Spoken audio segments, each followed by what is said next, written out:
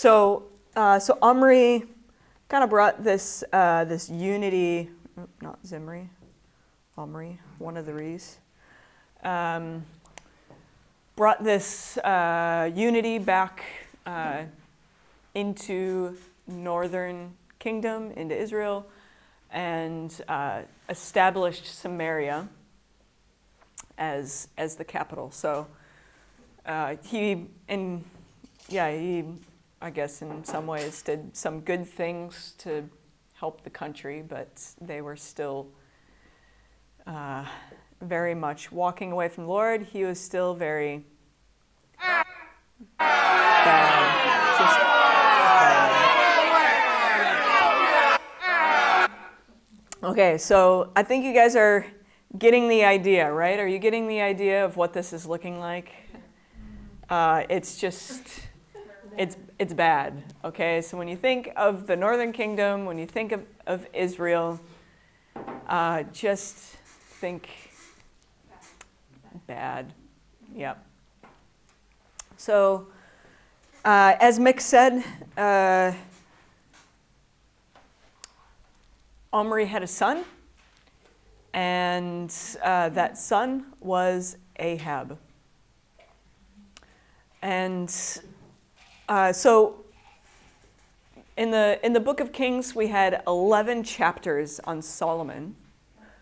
Then there was like all of these really short accounts of the kings, which you guys have just looked at, the ones from Israel, like up until this point. But then the author of Kings kind of slows down a little bit when he gets to Ahab. So why did the author slow down at Ahab? What was it about this king that maybe was that the author found it important to really highlight from this king's life? So I know you guys have read it now, so you maybe have a better idea of who Ahab is. Do you guys have any thoughts on why the author, remembering the author of Kings, what their main point was that they were trying to get across? What do you think, why the author would slow down a little bit here and spend more time on Ahab?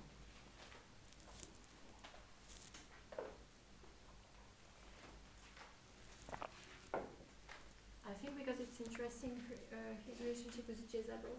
She's really the one who's interesting in the story because she's the one who brings all the pagans God back into like the country, and just she builds all the altars and she spread really out like the religion, right? Yeah. Yeah, that's great, Leah. Yeah, very good thought. Yeah, so Jezebel, his wife, bringing these pagan gods back into Israel in a much greater way than before. Yeah. Also, it says during his reign that a man from Bethel rebuilt Jericho, and it was not supposed to ever be rebuilt. Yep. So I don't know. Maybe the author's like also bringing in that reminder and like connection. Yeah, maybe the author's trying to highlight, hey, look, these guys don't even know their history, don't even know the law. Yep. Yep. Okay, any other thoughts? During the same, he starts talking a lot about Elijah and Elisha, the prophets. Yeah. Yeah, so those two guys were during King Ahab. So, and if you guys remember what perspective the Book of Kings was written with, a real highlight on the prophets. So maybe he was trying to really highlight these two prophets in particular. Yep. Okay, any other thoughts? He was also against the prophet, like when the prophet Elijah went to him. He talked to him about the pagan gods Yep. It wasn't really received that well. Yes. Mhm. Yep. So this is also a bit, Uh-huh. Yeah. Yeah. And so what do you think the author was trying to tell the people through that? this is, for me, like God gave him a chance, Mm-hmm. and he didn't receive it well. Yeah. Yep. Yep. It's good. Yep. Yeah. Okay. All right. Yeah, so as I said, King Ahab was the son of Omri. He reigned in Israel for 22 years. He, as Leah already mentioned, was married to Jezebel. Jezebel was not an Israelite. She was not from the northern kingdom. She was the daughter of the king of the Sidonians. And she reintroduced this Baal worship. So Tyre and Sidon, they were places where where Baal worship was really intense. And so she began to get Israel to bow down to Baal and built temples for Baal in the northern kingdom. And yeah. You guys probably don't have your maps out in front of you, but this would be one place where maybe it would just be helpful to look at a map. I will pull this up, and sorry. So we've got the southern kingdom down here, Judah, and the northern kingdom up here, Israel. This is where Jezebel was from, this area up here. There was two cities, Tyre and Sidon, and that's where she was from. Okay, so kind of a neighboring country, but again, really, like, they were famous for their Baal worship.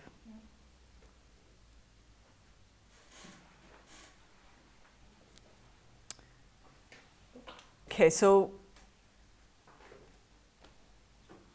yeah, and here we have an Asherah pole and some of the other gods that she brought. We're going to come back to Ahab, but I want to just talk a little bit about prophets. Okay, now I'm not going to steal the speaker's message for next week. We're not going to talk too much about prophets, but as you guys have been reading, that there are even prophets woven into the book of Kings. And when you look at the timeline, you're going to see that the green here are just some of, right? Because we know that there was, as I said before, like 40 prophets mentioned in the book of Kings and Samuel. But you can see that the green are all prophets, okay? And some of them were prophets specifically communicating to the north, and some were to the south, and some were even giving a message to nations outside of Israel and Judah. I'm not gonna steal next week's message, but I think it's pretty cool that God is even speaking to nations around, and that he would put those in his redemptive story. So who were the prophets?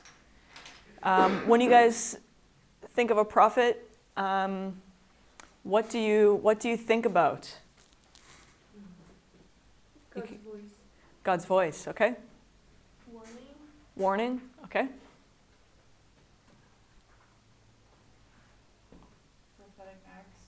prophetic acts. Miracles. Miracles. Okay.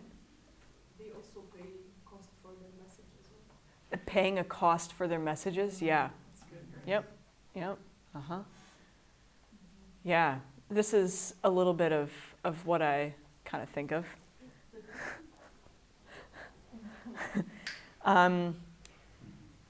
Just picture this being a God, a prophet, and the people that the prophet's giving the message to. So a prophet is a person who's basically delivering a message from God. So there is 16 written prophets in the book. In the Old Testament, there's 16 written prophets. As I said before, 40 mentioned prophets in Samuel and Kings. But you can see that there's also, these prophets that were written, and then these prophets where maybe more of their acts are recorded than what they actually spoke. So like Elijah and Elisha. So in Kings and Chronicles, it's a little bit more about what they did, more than what they said. Although in some of the written prophets, you also get a little bit of what they did. So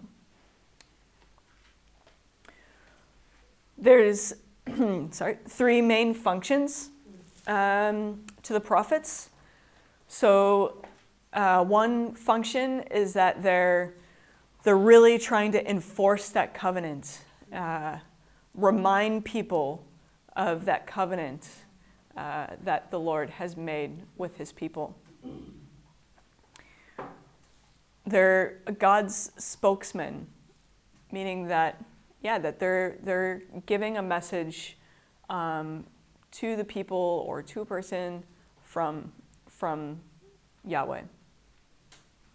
And some of the prophets also did some teaching.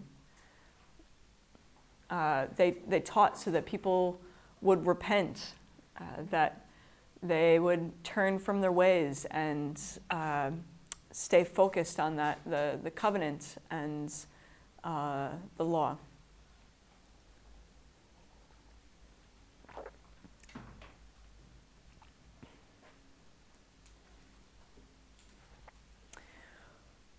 So there was this guy, Elijah. What did you guys think about him? He's great. He's great. Yeah. I kind of wish there was some mistakes recorded about him. Because it's he seems too good. All right. Yeah. I just did a semester-long Bible study on Elijah that I was in, not that I taught. If y'all ever want to, Priscilla Shirer, I don't know if y'all know her, she's Tony Evans' daughter. It's just fantastic, so Cool. totally encourage Yeah. doing that Bible study. Awesome. That's really cool. Oh, well, you could be up here teaching then. That's great. Yeah, so, Elijah. So he comes in when Ahab and Jezebel are on the throne, okay? So this guy comes in, and the Lord tells him to give Ahab a message. He says, hey, the Lord is saying that there's going to be a drought for 3 years. Because of the disobedience of the people. So this drought happens, and of course Jezebel is not very happy about this drought. Okay?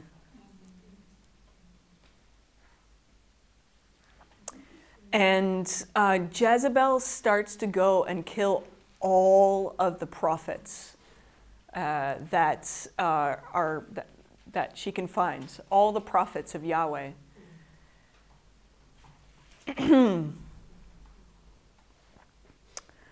So, Elijah, especially being the one who's given this message, what does he do? Hiding. God tells him to go to a brook to hide from Jezebel and drink from the brook. Brook is a little stream, a little thing of water. It's like smaller than a river. Think about this. There's a drought. Yeah. Okay, drought, no water. Yes. And God leads Elijah to where there is a little bit of water. And he tells him to eat whatever the ravens bring him.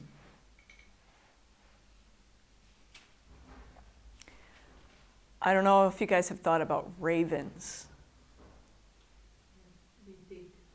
They what? Be thick, not thick. They steal, yeah. They steal. So the ravens are bringing him food. Well, ravens are unclean. Yeah. By the law, they're unclean. Okay, so I don't know. Put yourself a little bit in Elijah's shoes, okay? He's this prophet of the Lord. He's just given this message. He runs for his life. The Lord leads him to this tiny little bit of water and tells him to eat something that traditionally is unclean.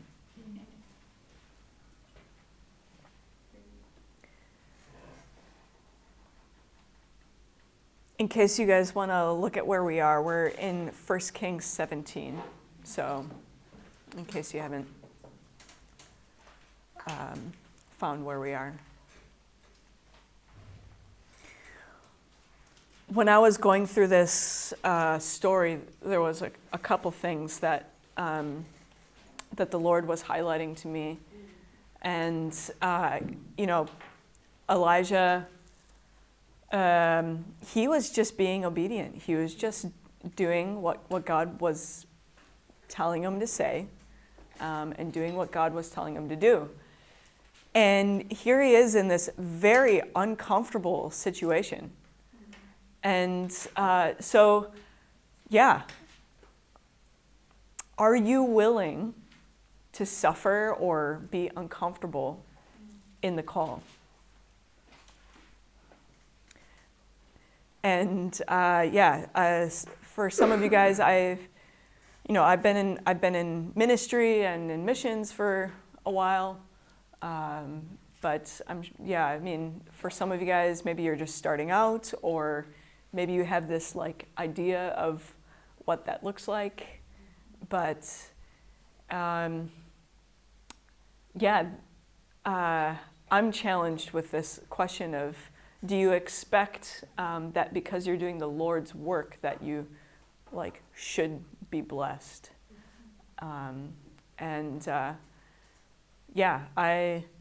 I don't always see that, and I don't think that we should be assuming upon that, and also even just asking the question of, well, what does it mean to be blessed anyways? I think just because you're uncomfortable does not mean that you're not blessed. You can think about that a little bit, of what does it actually mean to be blessed? Is it, having nice clothes? Is it having the food that you like to eat? Is that blessed?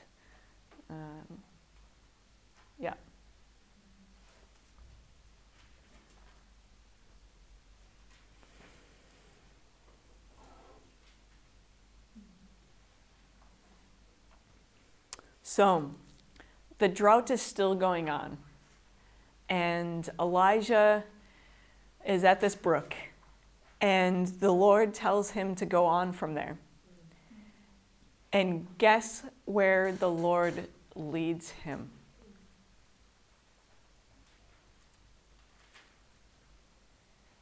the Lord leads him to this place up here. Do you guys, I don't know, I just showed you on the map this place. Mm-hmm. Do you guys remember what this place, Jezebel's home?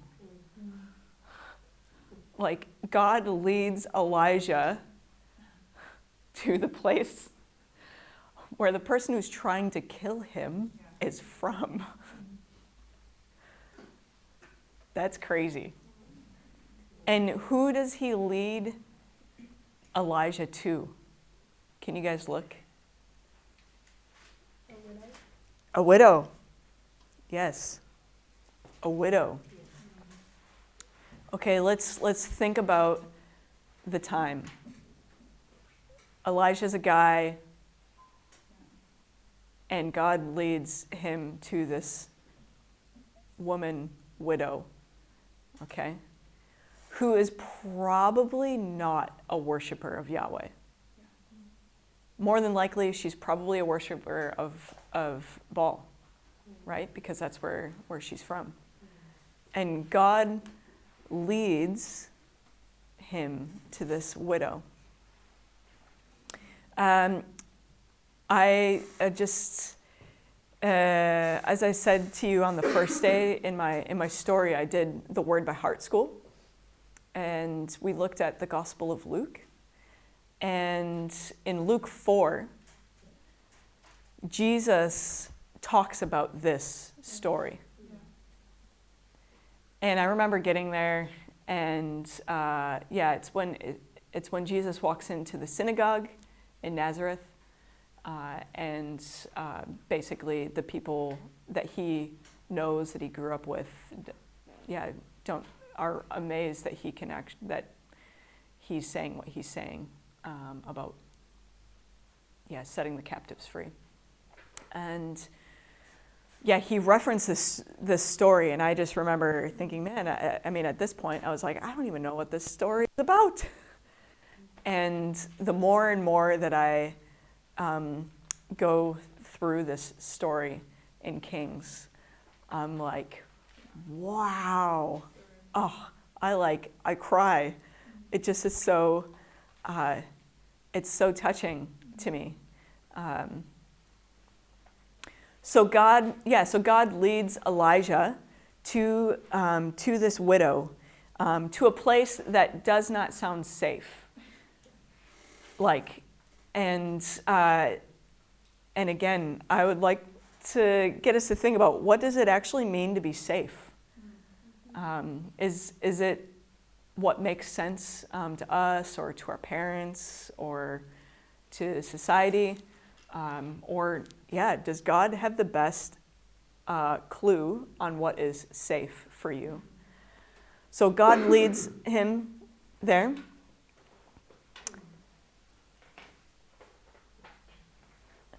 And he meets this widow, and she is on her last supply of food. She barely has any food left. And he asks her to give it to him, and she does.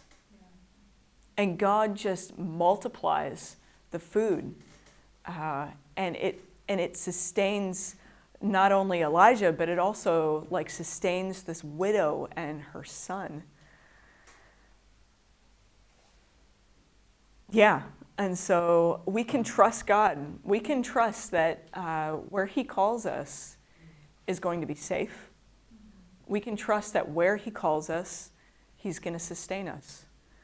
And it might come through an uncomfortable way.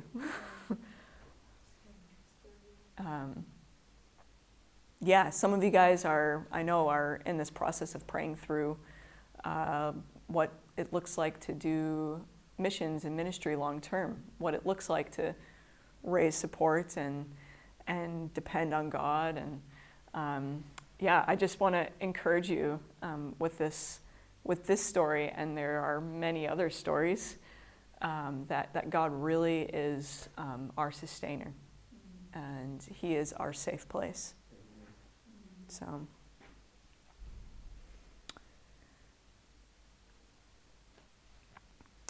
here's a map, and I just want to show this to you guys because it kind of maybe will help you understand just how much these guys traveled around. So this is a map of Elijah and Elisha and their travels, and you can see like all the different places on that map. And so when you guys are reading through these stories, keep in mind that, like, you know, if it says they went to this place, that it's not like they just jumped in an airplane for 30 minutes and were there, right? Like, there was a journey there. There was, you know, it took a little bit to get there. Well, so the Lord speaks to Elijah and says to Elijah, all right, go back to Ahab and tell him that the drought is going to come to an end. Now, again, just put yourself in Elijah's shoes. Jezebel and Ahab are trying to kill him and all the other prophets, and God tells him to go back and face this guy. Okay, talk about an uncomfortable conversation to have, right? I'd be a little bit of afraid for my life. But Elijah goes back and he gives this message to Ahab, says that the drought will end, and he tells Ahab that he needs to gather together it says the whole assembly of Israel, all of the worshipers and the prophets of Baal and Asherah, and to meet them at this Mount of Carmel. And he says that they should meet there, and he challenges them. He challenges them to this duel, I guess you could kind of say, this where they're going to have an offering on an altar, and Elijah's going to have an offering on an altar, and they're not allowed to light this offering, but they need to call out to their God and see which God is greater. So Elijah calls them, and he says to them, he says, how much longer will you waver, hobbling between two opinions? This is in 1 Kings 18, 20 to 21. He says, if the Lord is God, follow him. But if Baal is God, then follow him. So he's testing them.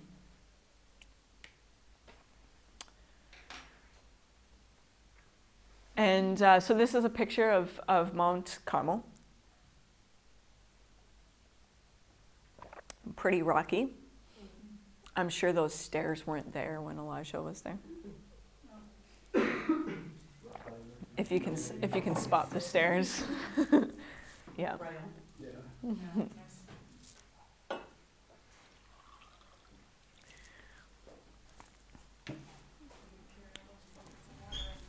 Yeah. Whoa, hey, that's an interesting thought. Say that.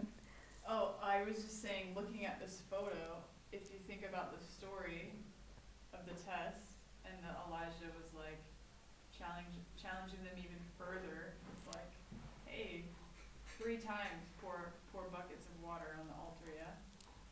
That's a lot to carry up there.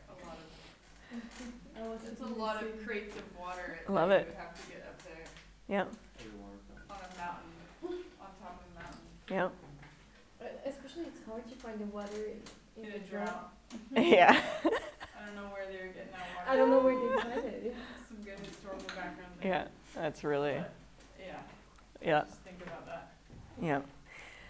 Do we need to take a quick stretch break? Maybe. I just saw Bex run out and Mick, so maybe let's take a quick stretch break and then we'll come back. To be continued.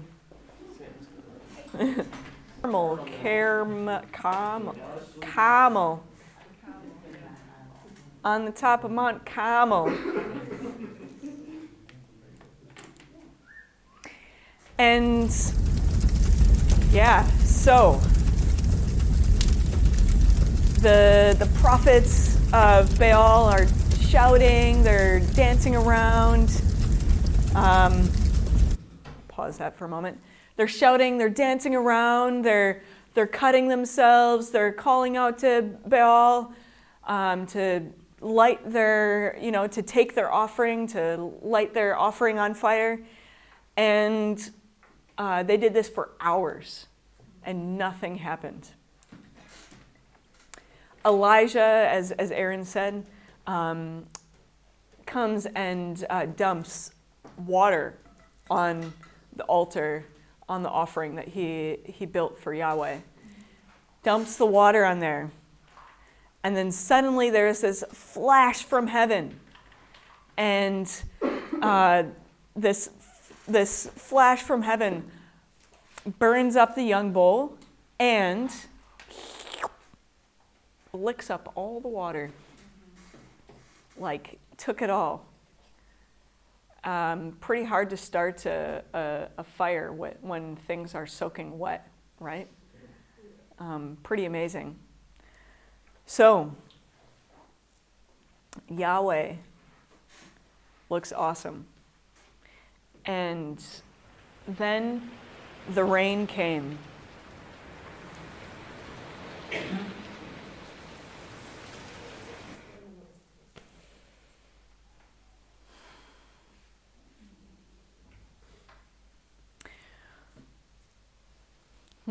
Yeah, so Elijah has this awesome moment, right?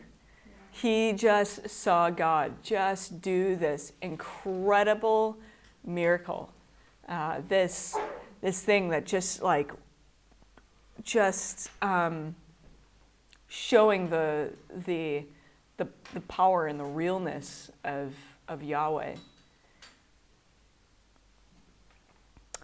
Well, then Jezebel, she's still around, and she decides that she doesn't like the fact that happened, and so she quickly is chasing down Elijah again to kill him.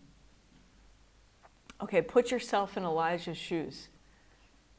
You just had this awesome moment, and then you got to run again. It's probably terrifying.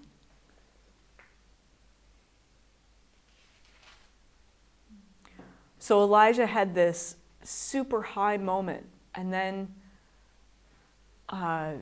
suddenly this really low moment. He said, he cried out to God and said that he was alone.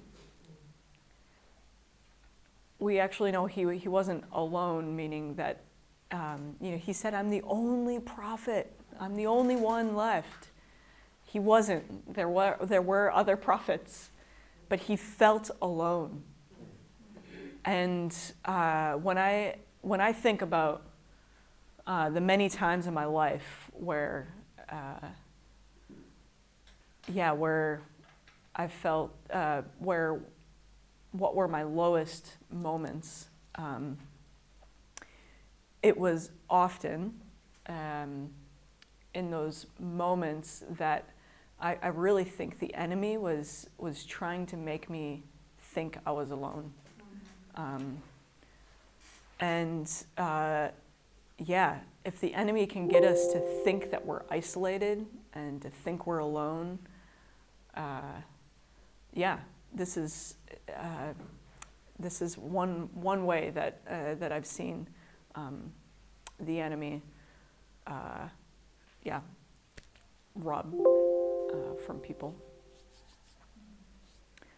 So he says, and this is in 1 Kings 19:4, he says, I've had enough, Lord. He says, I've had enough. Yeah, I don't know, you guys all did DTS and you went on outreach. Maybe there were other moments in your life where you just had this awesome moment with the Lord, where you just totally encountered him like in a real way, where, I don't know, maybe you shared your testimony for the first time and someone gave their life to the Lord. I don't know, maybe you had this like super high moment and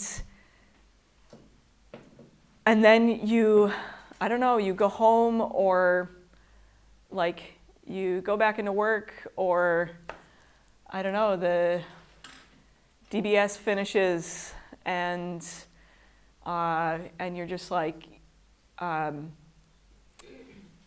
feeling really low.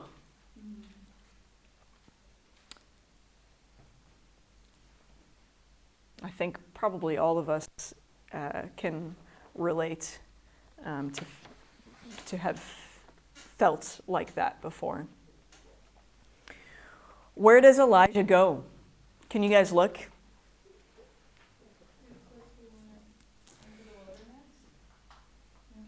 Okay. Somewhere else too? Under the broom tree. Under the broom tree, okay. After the broom tree, where did Elijah go after the wilderness, after the broom tree? Right. To Mount Sinai. He went to Mount Sinai. Can someone say which verse that is? 8. 8. So Elijah's in this low moment, and he goes to Mount Sinai. I wonder why he ran to Mount Sinai. If you were to look at your map, you know that that's not close. Okay? That's a journey. That's not like, I don't know, walking over to your neighbor's house or something like that. Okay? What do you guys think? Why did he go to Mount Sinai, of all places? Because Moses is a connection. Moses, okay. What about Moses? Well, Moses also spent 40 days on Mount Sinai, like in the presence of God. Okay, yeah, so the presence of God, maybe? Yeah, okay. Yeah, what other thoughts? Why would he go to Mount Sinai? Maybe to see the fire of God again, Mm-hmm. because when Moses, God gave the law or the Ten Commandments, there is fire and thunder. Mm-hmm. And he used to see God in this way, and he went to see same God. Yeah, yeah, okay, so to just be reminded of that wow-ness of God. Yep, okay, yeah. I think maybe to have a new perspective. First of all, because he has to travel all this way, so like just seeing all these people and just seeing like what is happening everywhere in the country Mm-hmm. can just give him like perspective, but also like being up and just looking at this land and maybe like feeling a bit like God and be like, wow, Mm-hmm. I have like a role Yeah. to play there. Yeah, cool, okay, yeah. That's great, thanks, Leah. Yeah, someone else? Maybe like he's fearing for his life from Jezebel. Mm-hmm. What would be like a safe place, you know? Mm-hmm. Escape from Israel. Yeah. Going really far south. But also, yeah, the Moses connection of like kind of seeking Lord's presence, but Mm-hmm. also not really because he's like basically killing. Mm-hmm. So you see the wrestle a little bit. Mm-hmm. Yeah. At least that's how I interpret it. Yeah, yeah, yeah. Yeah, I mean, Mount Sinai really was the place that would probably remind him of the promises of God, right? With Moses, with the people of Israel, it was probably the place where God would remind him of the promises. So, yeah, where is your Mount Sinai?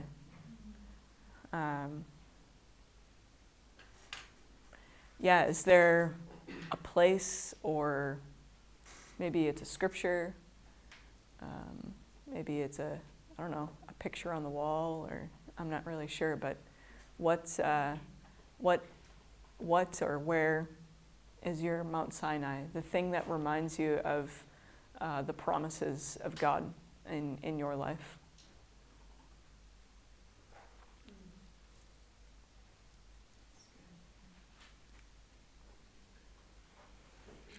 So he's up there.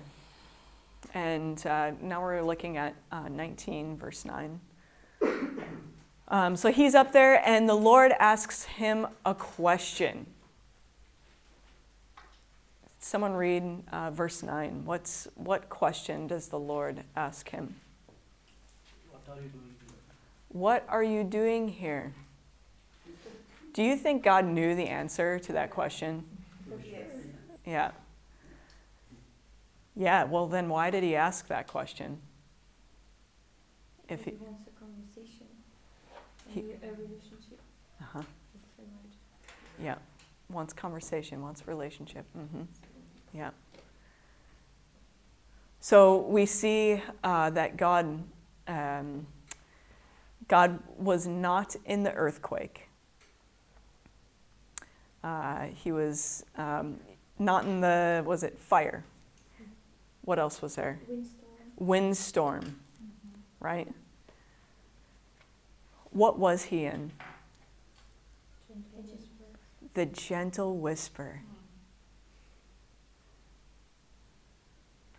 I think sometimes, like, we're expecting God to do this, like, huge, miraculous thing, when actually it's really quite simple. He's just in the quiet whisper.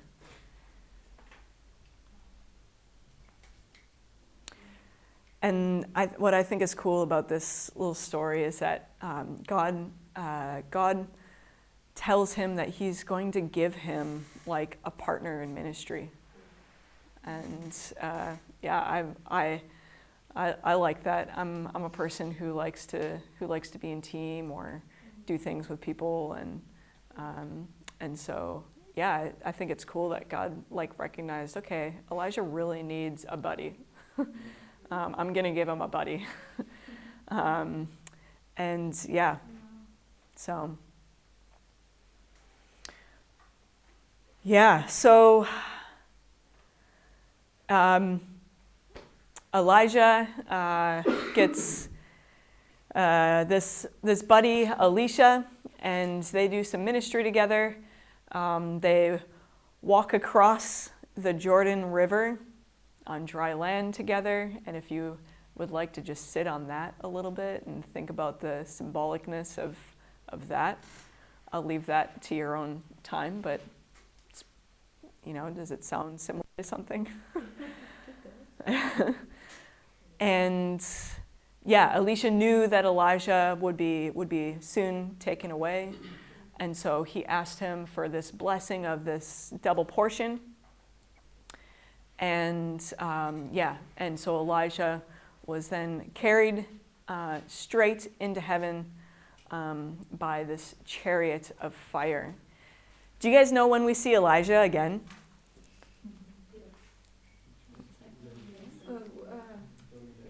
The transfiguration. Yeah, transfiguration. So Elijah does appear on the scene again in the Gospels. So stay tuned. More Elijah to come. Okay. So yeah, Elisha received this double portion and that he asked for, and he performed a lot of different miracles. And some of you guys have been we've kind of already talked a little bit about that. And yeah, you guys might find this interesting, but do you notice that there's some similarity between some of the miracles that Elisha did and some of the miracles that Jesus also did? So you can just kind of look at that real quick. So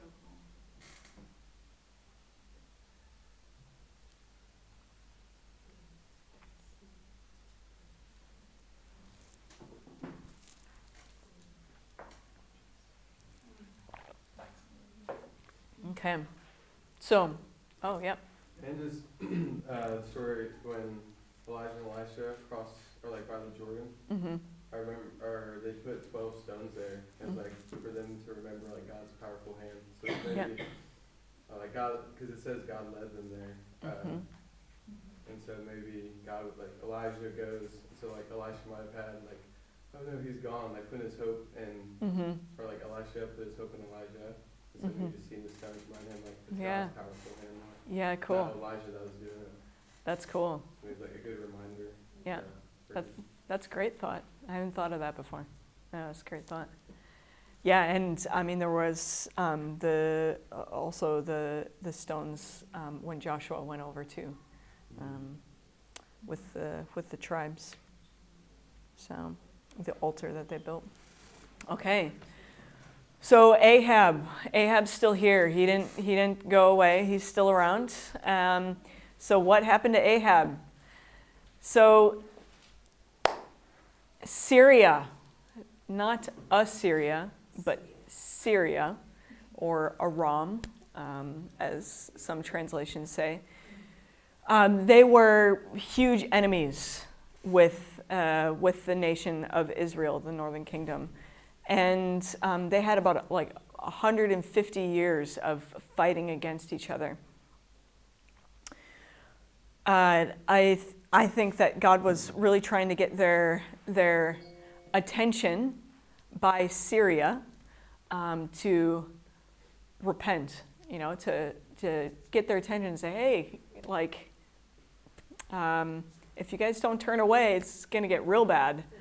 And I think it was actually God's mercy that it was the Syrians attacking them instead of the Assyrians. Of course, the Assyrians did attack, and we know that they took them into exile, but I really think God was trying to get their attention. So,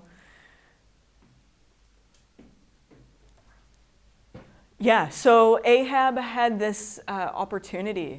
The Lord gave him this opportunity to listen to one of the prophets while Syria was making war with them. This prophet basically told Ahab to just trust in the Lord, that the Lord would give them victory. And he actually trusted in the Lord. And God gave them victory. And then God did it again.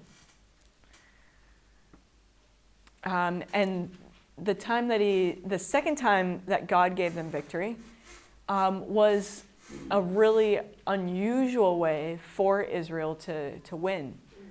This time, they won the battle in the fields instead of the hills, which is how they normally won. So even God, did not give up on Ahab, and still gave him opportunity to repent. This is in Kings 20, 1 Kings 20. So, yeah. So, legacy. What do you think Ahab's legacy was? And we're going to do what we did yesterday with Rehoboam and Solomon and Jeroboam. You can just think for a moment. What would you say was Ahab's legacy? So again, it could be a word, could be a phrase. But just think for a moment. Ahab.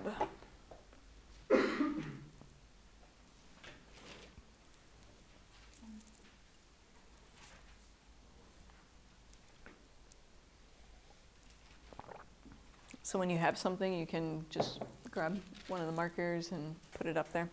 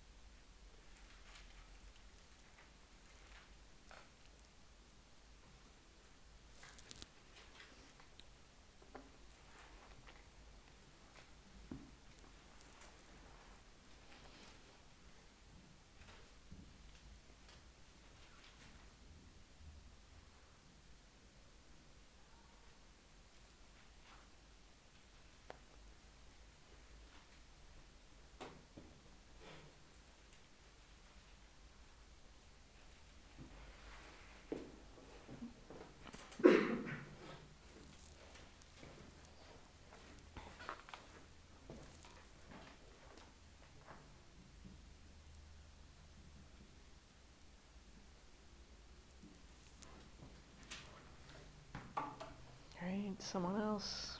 Just come on up.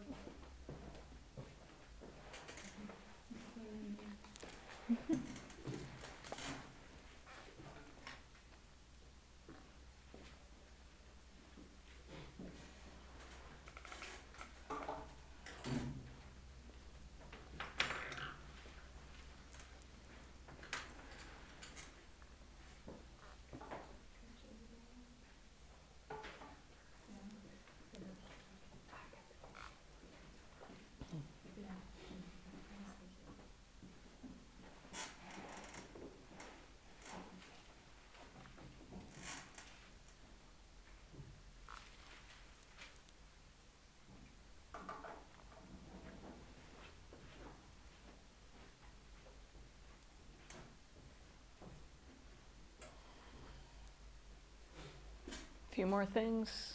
Anyone else got something they want to put up there?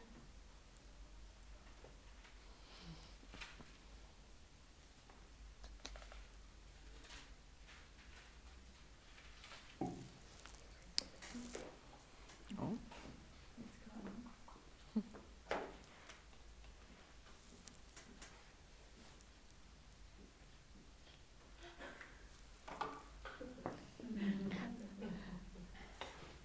Yeah, passive as a king, crybaby, Baal worshiper, under influence of his wife, and evil. Yes. And lost opportunities also. Sorry? Lost opportunities, many opportunities. Lost so many opportunities. Yeah, totally. Lost opportunities. Yeah. Yeah. Whew. I showed you guys this the other day, but maybe it will sink in a little bit more. But yeah, so Ahab's son was Jehu, and this obelisk, Gesundheit, bless you. Nice. Is that German? Is it the same in Dutch? Yeah. Okay. So yeah, this obelisk is talking about the house of Omri. And Omri, you guys recognize that name? Who is Omri again? Yeah, but who acted as Omri? Was it? Oh, Linda, you were Omri. I mean, sorry, I'm not saying that you are Omri. He was not a good king, but anyways, house of Omri. So from the family of Omri, and this is King Jehu. So this is Ahab's son. Okay, and it's talking about what they needed to pay as tribute to Assyria. So this is kind of interesting if you look at some of that tribute. That's yeah, kind of interesting. It's really cool. So yeah, so after Ahab, Jehu and the northern kingdom then started to have to pay tribute to Assyria. And that kind of gives you a little hint into what is about to come. The fact that Israel, the northern kingdom, is starting to have to pay off this growing power of Assyria. Okay, so they were small, and now they're getting more and more powerful. And the nations around Assyria are starting to get a little bit scared of what's to come. So, alrighty. Any thoughts from today?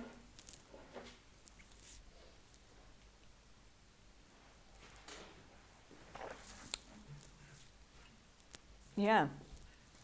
For me, when I see Elijah and Elijah, kind of contrast between, because all the picture is black, is evil, and God raise his prophets. It's, or God still have faithful people, and also it's gives hope. God is still working. He reveal His will. He like maybe because the influence of Ahab and Jezebel, the lights became blind, and God did miracle to in Carmel mountain to draw them again to Him. He is Yahweh, is the Lord. I like this contrast in the end of the Yeah, it's true. Like it feels really dark, but there's this hope, or someone that's just really trying to be faithful to the Lord. Yeah, it's good. What other thoughts do you have from today? Speaking of contrast, I think it's cool to see when Elijah goes up Mount Sinai, just the difference in how he approached Moses, speaking in thunder, shaking the mountain, come down in smoke. Yeah. And with Elijah, just the gentle whisper. Yeah. And so I think that's cool to see the difference in like God can like this way you can approach us in different ways. Yeah. Yeah. Cool. That's a really awesome contrast to notice. Yeah. So why do you think, asking a good interpretation question here, why do you think the Lord would, do it differently? We see Elijah kind of tell God what's happening. He's like, your people have broken your covenant. I'm the one left. And so I think maybe just since they have broken it, it's not like I know God's angry, but maybe it's like just a gentle motivation not to like approach him in like the same way as Moses, as he did Moses, but kind of like just a gentle reassuring Elijah of Cool. his Yeah. Yeah, that's great. Good thoughts. Very cool. Yeah, anything else? Yeah, I like he was tired, he was going through a lot, but his story is kind of strong to take all this journey to encounter God. So it's really beautiful, like desperate for to meet God literally. And I think maybe he wasn't really know what to do else. Like after what has been went through, he doesn't have plan. Yeah. So he just was desperate to run, and I think he went there to encounter God. Yeah. Yeah.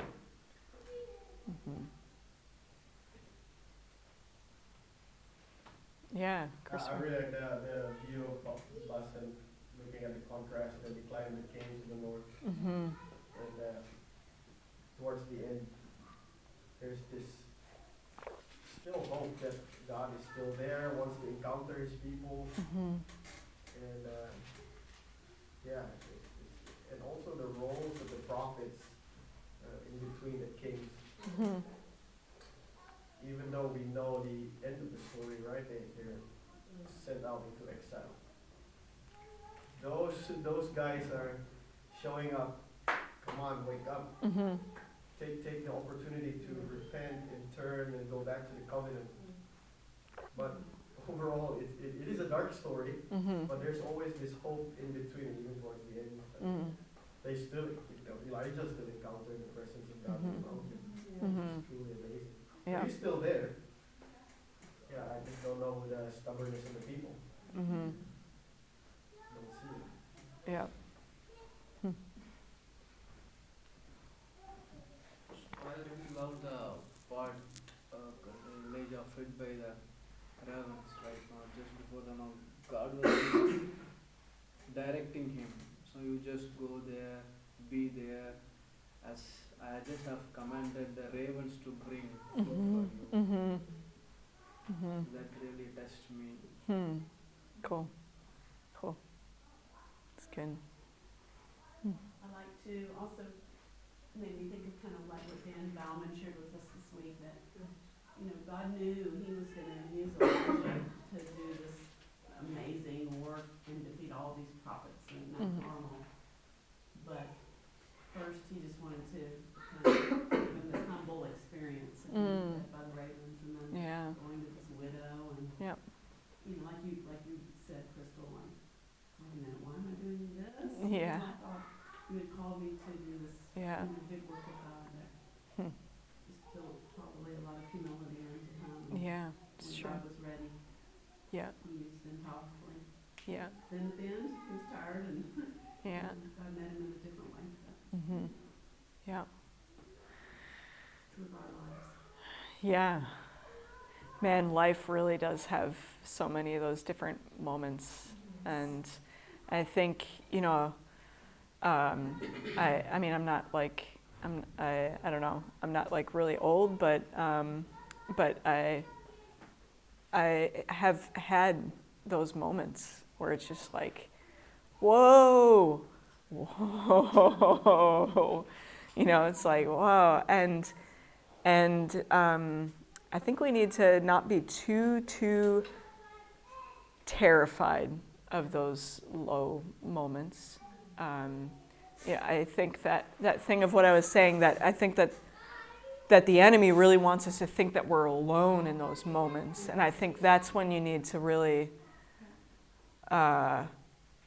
do something, or, you know, like that should cause maybe some alarm to you to say, okay, I'm not alone, or if I think I am, or I feel like I am, I need to like just make sure that I'm not alone.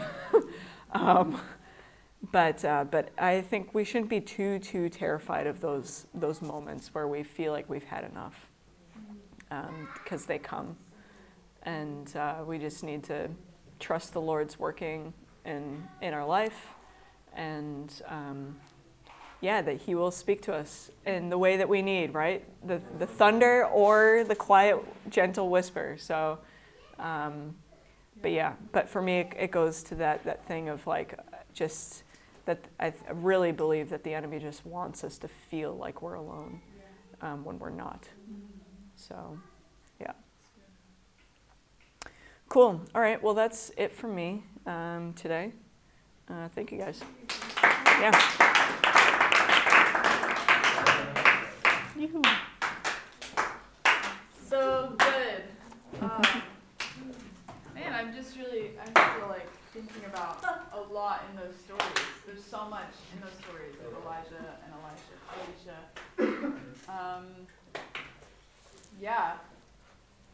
I think there's a lot to chew on there, and would even encourage you guys like to look into some more historical background